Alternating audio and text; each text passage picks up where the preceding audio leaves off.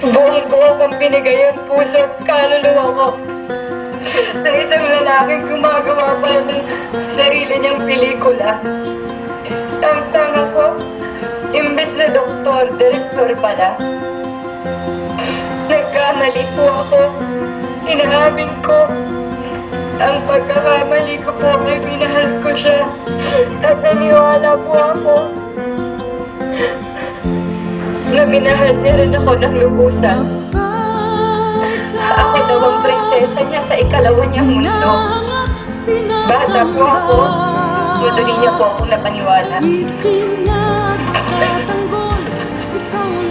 Ako po ang masto. Araw-araw biktima po ako habang pinapanood ang nasabing video. Langit ko po ang ustisya at pagpumas kahit alam ko kumabang buhay ko nagdadali na ginawa sa akin. Patay na po ako pero may video pa rin at may internet. Dalawa lang pong kasong sinampa ko sa pang-aabuso at pangbababoy na ginawa sa akin sa pagkatao ko. Gusto ko po nang matanggalan ng lisensya bilang doktor. Wala po siyang karapatang maging doktor. Gusto ko din po siyang makulong at pagdusahan niya ang ginawa niya sa akin. Pero ano pong ikinanti nila? Kasama po ni Hayden ang kanyang ina, sari-sari kong panihira ang binato nila sa akin. At sa mga taong tumutulong sa akin, inabuso na ako at pinapoy. Ako pa ang may sala.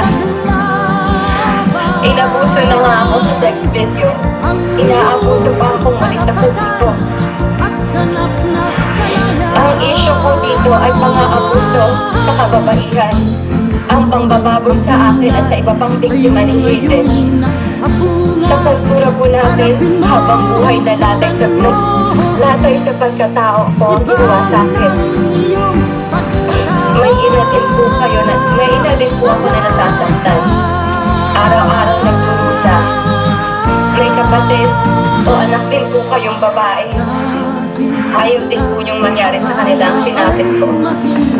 Sana po ay pagpatuloy ng Senado ang magdadaliin ang pagtutulong ng mga batas na may layuning itaguyod ang karapatan at proteksyon para sa aming kababaihan.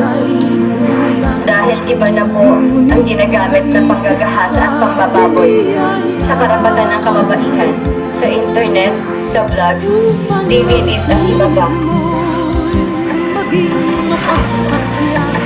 Opo, nabiktima ko. Isa ako sa maraming babaeng naloko at niloko ni Hayden ko. Pero may hangganan po ang katangahan. At sa araw na ito, buong loob ko, akong humaharap sa inyo na puno ng respeto sa sarili. Ilalaban ko po ang aking karapatan na mabuhay ng marangal ng walang takot at malayo sa karahasang pinangat ko dahil sa sex video. Sana po sa publiko, itigil na po natin ang pagtangkilik ng mga sex video at malalaswang panoorin. Pag wala pong tumatangkilik, wala din pong gagawa ng mga sex video. Sana po, ang pangalang Katrina Halili na lamang ang huling sa mga sex videos. Sana po wala na susunod pa. Maraming salamat po.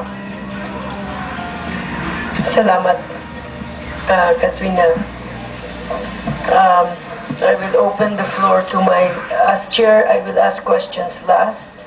I will open the floor to questions which of my colleagues to